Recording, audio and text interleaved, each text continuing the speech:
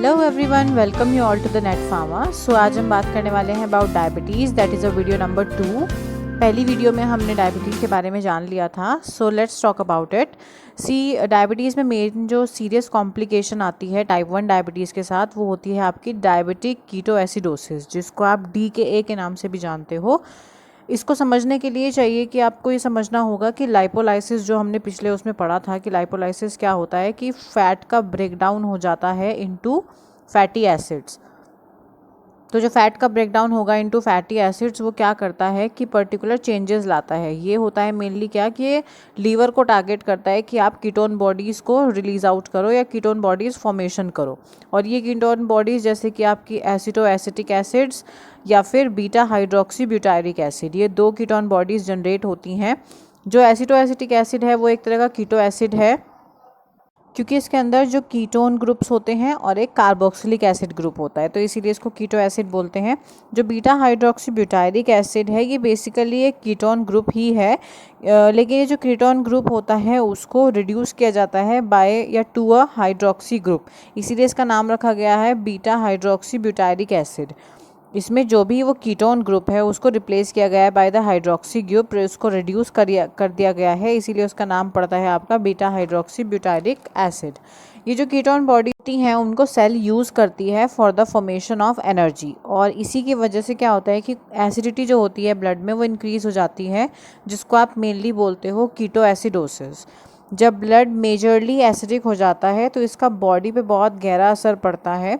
अगर हम देखें कि अगर स्ट्रेस के स्टेट में है आपकी बॉडी, या स्ट्रेस आया है किसी भी तरह से, जैसे कि इन्फेक्शन के केसेस में फर्दरली हम देखने वाले हैं कि इस इन्फेक्शन के केसेस में, तो उसमें क्या होता है कि कुछ बॉडी जो है ना वो रिलीज़ करती है एपिनेफ्रिन, जो स्टिमुलेट करता है ग्लूकेगॉन के सिंथेसिस को या रिलीज़ करता है ग्लूकेगॉन के सिंथेसिस को। ये जो ग्लूकेगॉन है, अगर उसका लेवल बॉडी में बढ़ता रहेगा तो वो क्या करता है, वो डिस्टर्ब कर देता है इंसुलिन और ग्लूकेगॉन के आपके बैलेंस को, तो जिसकी वजह से ब्लड ग्लूकोज लेवल जो है वो बॉडी में बढ़ जाता है, और इसी की वजह से कुछ कैस्केड इवेंट्स प्रोड्यूस होते हैं या हैपन होते हैं इनटू योर बॉडी। जब ये ग्लूकोज बढ़ेगा आपकी बॉडी के अंदर, तो उसकी वजह से क्या होता है कि लॉस ऑफ ब्लड हो जाता है, या loss of glucose in urine, और लॉस ऑफ वाटर होता है, डिहाइड्रेशन हो जाता है, और इसके साथ साथ पैरेलल में अगर हम देखें तो नीड हो जाती है फॉर द ऑल्टरनेटिव एनर्जी, जिसकी वजह से कीटोन बॉडीज़ जनरेट होती हैं, और उसी की वजह से होता है क्या, कीटोएसिडोसिस। कीटोन बॉडीज़ का जनरेशन का मेन कॉजेज़ क्या है कि ब्रेकडाउन हो गया है इनटू एसीटोन, मतलब कि जो कीटोन बॉडीज़ होती हैं वो एसीटोन में ब्रेकडाउन हो जाती है, जिसकी वजह से एक पॉजिटिव स्मेल आती है, या जिसको आप फ्रूटी ब्रीदिंग भी बोलते हो, मतलब आपको सांस लेते हुए कुछ फ्रूटी स्मेल्स प्रोड्यूस होंगी। यही एक मेन अच्छा कारण होता है डायबिटीज़ का, कि आपको एक फ्रूटी स्मेल आती है, कोई गलत स्मेल नहीं आती है। नेक्स्टली अगर आप कीटोएसिडोसिस के केस में देखो तो क्या क्या हो सकते हैं सिम्टम्स, की जैसे आपको नोजिया की फीलिंग आएगी, वॉमिटिंग हो जाएगा, और अगर सीवियर केसेस में देखो तो मेंटल स्टेटस चेंज हो जाते हैं, साथ साथ सेरिब्रल एडेमा।